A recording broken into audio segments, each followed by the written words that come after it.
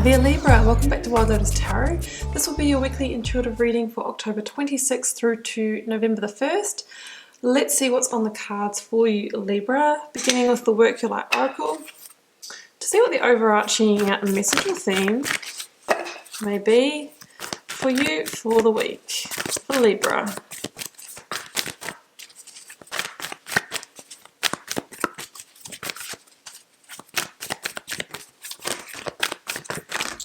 Alright, we'll take the one on top there, Warrior Woman.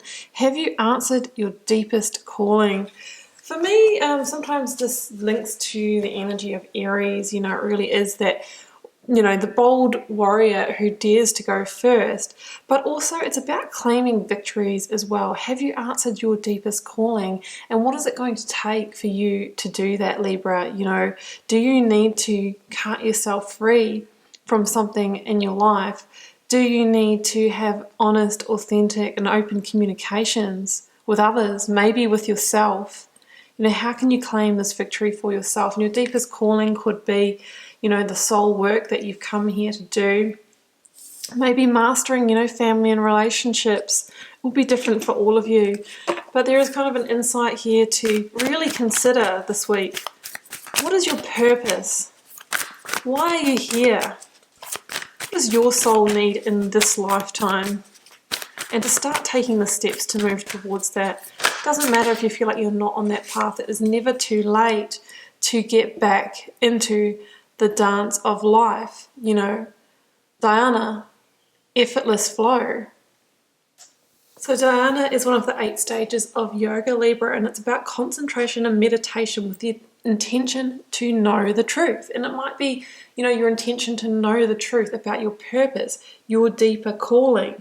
And, you know, it says that it's here to remind you that, you know, it might be time to make the transition from doing to embodying, to really becoming, you know, what it is that you truly want to be or do in this lifetime. But I always notice that, you know, the dancer, it reminds me of the dancer on the World card, which, you know, is really about cyclic completion and knowing when to move through the cycles, knowing when to release, knowing when to step into new beginnings, you know, dancing through life with ease and grace. Now, Libra, let's see where this is going. Going to the tarot aspects now. Beginning with the energy of the recent past. Energies leaving, completing, or transitioning in your life, what you may be journeying. Queen of Cups. Beautiful. Let's go for the current or focus energy.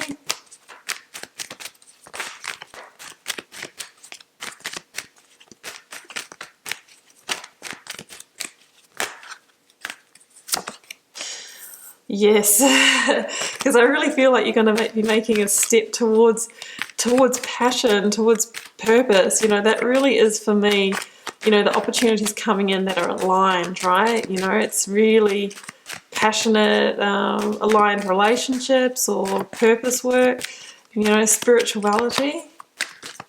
Pulling now for you the near future outcome energy. Yes. Well, nothing says, you know, possibility and potential quite like the Empress and the Ace of Wands together. I do have the 10 of Swords here, so I was feeling that there is something to be completed in order to gain.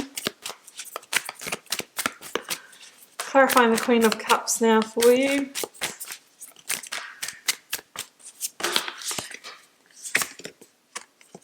Nine of Wands. Clarifying the Ace of Wands for you now.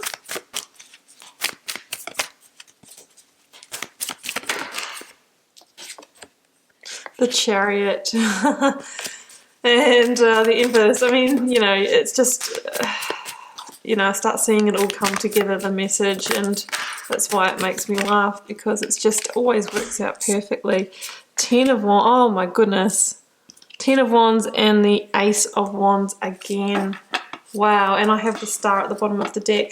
Well, what I was kind of having a little bit of a laugh at here is that, you know, 9 of Wands plus 1 wand is the 10 of Wands, because that was kind of really sort of for me backing up this completion here, and then we just got Ten of Wands and another Ace of Wands, guys. So, you know, there is a completion here to be had for absolute sure.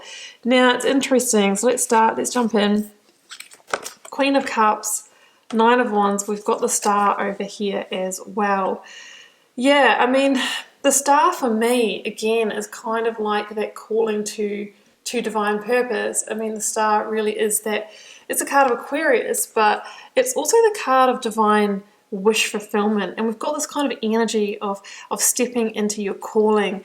You know, you're really being called to refocus your energies and lead from the heart. I feel that's why the Queen of Cups is here, because it's kind of saying that maybe you've been in a situation for quite a long period of time that it's kind of been a bit off for you. Like the Nine of Wands for me is that wounded warrior card, and here we have, you know, warrior woman, somebody who's being a warrior that's in their power.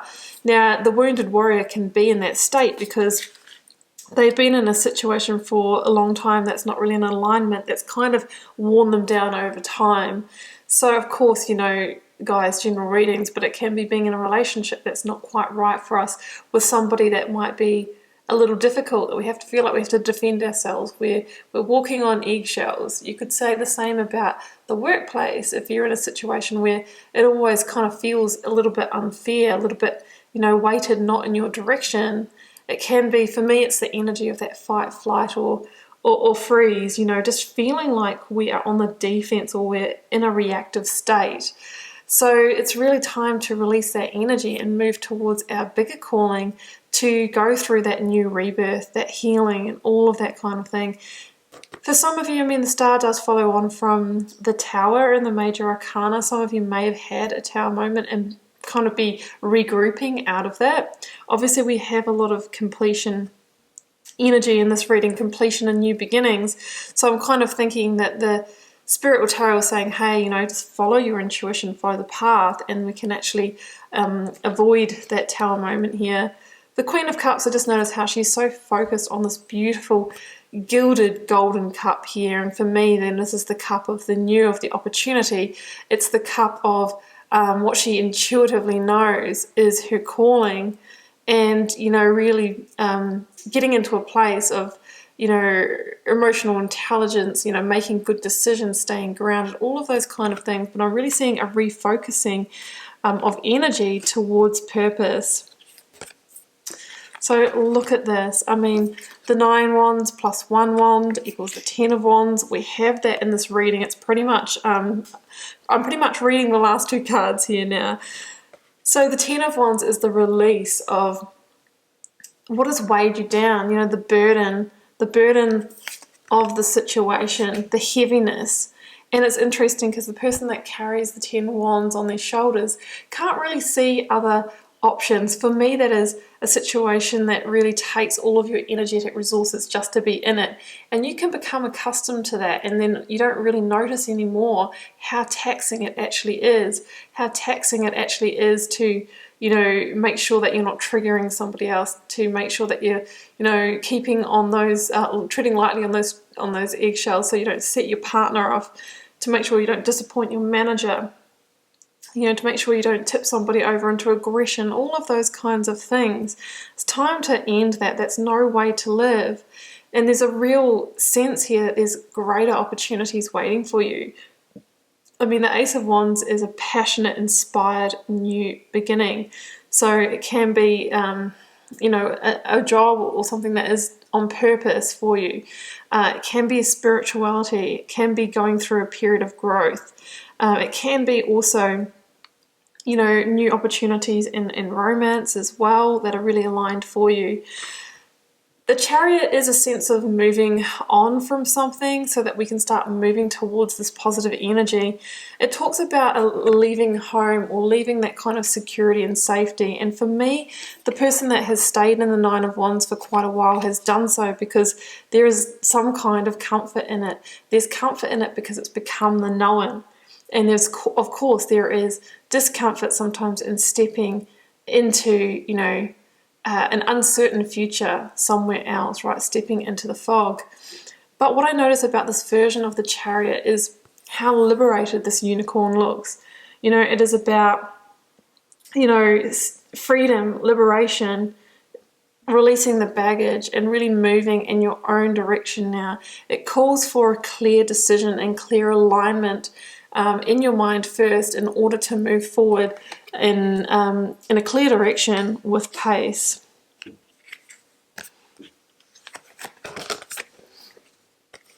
Yeah, so 10 of Wands, 10 of Swords. I mean, there is an ending here, and for some of you it is going to be one that is a little bit more painful. I mean, the 10 of Swords can speak of betrayals and hurt, and sometimes we betray ourselves. We can betray ourselves by not answering our deepest calling, you know, staying in a situation longer than we should. But it's time to release, to unload, and, you know, really move towards that new dawn, that new day. So I really see, and also what I see, because the 10 of Swords is at the end of this reading, it's like we've kind of been given the soft hints to move on and to kind of do it in our own free will. And when we resist that, generally there's an escalation, and we can kind of start to get into the more painful endings and the tower moments. It's like the more we hold on to something, we get more emotionally invested, even if we know it's not positive for us. So it's the old adage of, you know, ripping the band-aid off is sometimes the better solution, as hard as that may be. But look at this energy at the end of your reading. The Empress and the Ace of Wands again. I mean, the Empress is, you know, she is the biggest card of possibility in the tarot. She is a blessing, and she stands for abundance. And she says, whatever this deepest calling is, you know, whatever your desires are, your wishes, your divine wishes, she can help you birth them into, you know, the material realm. She can help you make it a reality. It's number 3 here, you know, it's about creatorship. And really the only limitation is yourself. So what do you want to make happen? Because she is the new season, the new cycle that takes whatever this passionate new beginning is, this passionate new offer, and makes it happen. She can also stand for fertility as well. She is the embodiment of the divine feminine. So she's all about birthing a new age, birthing a new passionate inspired career, business or opportunity, and for some of you a passionate new connection as well. But allowing her in requires you to create the space by moving on from what is no longer serving you, Libra. And by the way, you know, the Empress really does link to Libra as well, so it's kind of your energy as well, saying that you're starting to step into that beautiful divine feminine energy, whether you're male or female. Okay, Libra, I'm going to leave it there, and I do hope you enjoyed this weekly reading. Keep in mind it is a general reading for the collective, so it may not be everyone's message this week. If you're called to share, please do let me know. Leave me a comment. I do read them all, and I try to respond to as many as I can as well. Helps me get to know you guys and connect with your energies, and I will see you back here next week for another message.